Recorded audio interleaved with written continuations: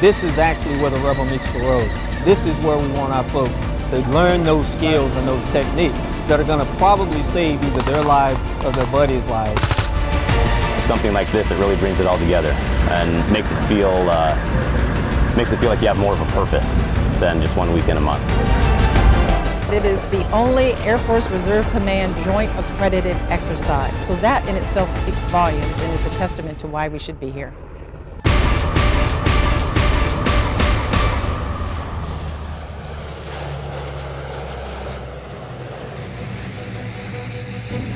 Patriot Warrior is part of a larger exercise.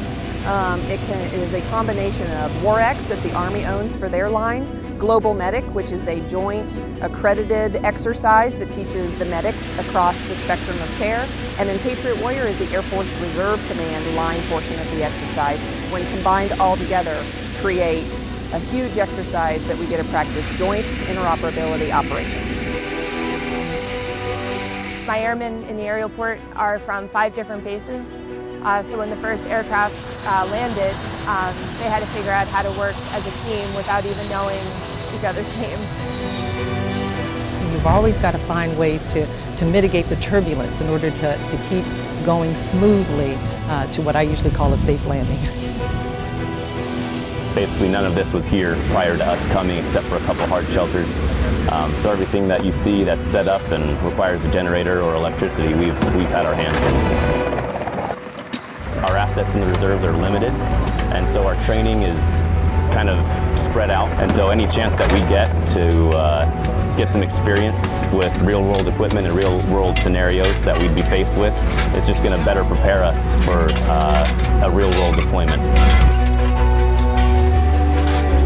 Nowhere else in CONUS does CD come set up a bare base and then have to tear it down and ship it back. So it stresses multiple AFRCs and areas and allows us to come together and work as a team just as we would if we were going to roll in on a bare environment in a new operation. While our members are here, they're getting training that is critical to their skill sets, but very challenging to get, let's say, at their home station. And here they're able to get those critical skills accomplished and also get their annual currency requirements accomplished also in this environment. It's nice to come into an environment where there is nothing and create a fire department from scratch, create a fire department with very limited assets and still be able to support the airfield operations. Yes, right now at the moment we're just at training, going through printing out the interior fires, but also we have to go out and actually do real standbys where aircrafts are coming in and out, and we got to make sure we're ready to respond to those if anything goes wrong. Here we're training using JP8 jet fuel or diesel fuel, which has a different characteristics, a little hotter, a little more volatile, and allows for our individuals to get a chance to really work with that and see the characteristics and how to fight that. So we have several individuals, it's their first time really seeing that kind of fire. At the academy, where they go to school, they're only using propane. So this will be the first time they really see that and understand, how dangerous, and really got to keep an eye on it. I just got out of tech school about a month ago. There's no button you can push to put out that fire. So it's strictly on you guys to do your job right. And so in that sense, I felt like I got the training that I needed when in a real world situation where there's not a button. You actually have to do your job right. I'm watching members from different bases meet each other and work together, because this is how we will train and fight and succeed. Is if we built those relationships and we trust each other, and the trust is being built right here.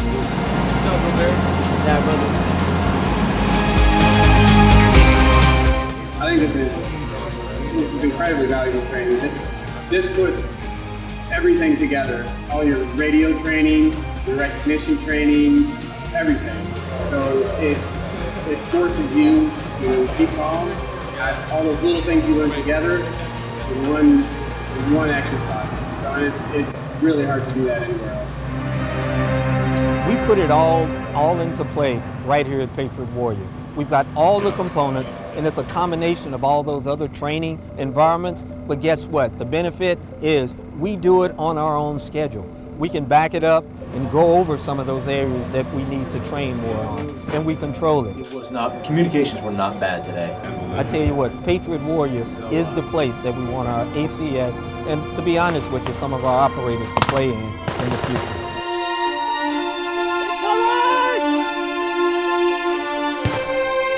What we're doing is basically helping with decontamination as well as assisting with any sort of detecting, monitoring, things like that in the meantime. You get a different feel when you hear guns going off, you hear bombs going off and things like that. It gives you more of a respect for how these sort of things actually go down real world. For me, Patriot Warrior is an opportunity for our airmen to get an opportunity to come out and display what they've learned in all the tech schools and all the books, but have an opportunity to get out and actually put those tools to use, as opposed to being at their home station working on CBTs. We've had over 65,000 training hours accomplished during Patriot Warrior, and we've had 55 units from the Air Force Reserves play this year. We've also had flyers from the United Kingdom playing, and they've actually got to go on flights with us. We've had some Canadian flight nurses that have come in. And so from this, we're now building the next rotation for next year. You cannot duplicate joint training in a stovepipe. The Army can't joint train itself. The Air Force can't joint train itself with coalition partners. And until you actually work together, get that shared understanding of the languages, the cultures, build that cohesion, you don't get that, and it's transferable. We're able to take their CCAT patients, whereas they can't monitor them, and they're able to take our traces patients, which we don't have holding capacity for. So it's a give and take relationship, and it just shows the ability for two services to work together.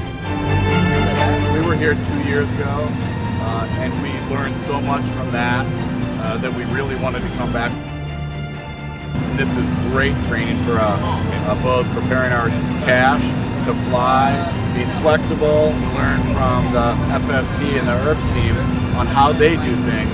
It's really invaluable training for us. You can't get anywhere else.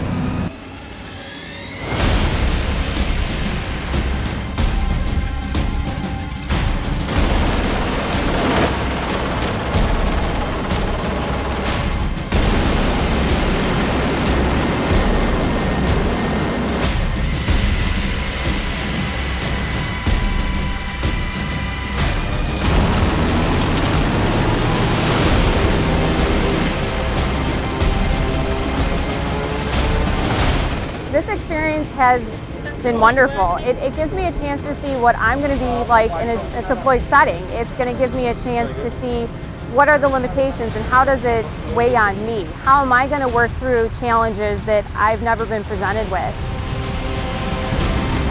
The international relationship is great because we're, again, learning from one another, and we're teaching them how we exercise a lot of our skills, and with that they're learning how to do a two-man carry. They're learning how to go from a two-man carry to a four-man carry, and they're so excited about it.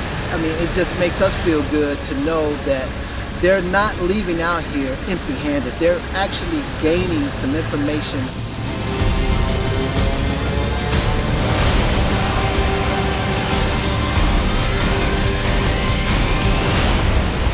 And as you know, repetition breeds expertise.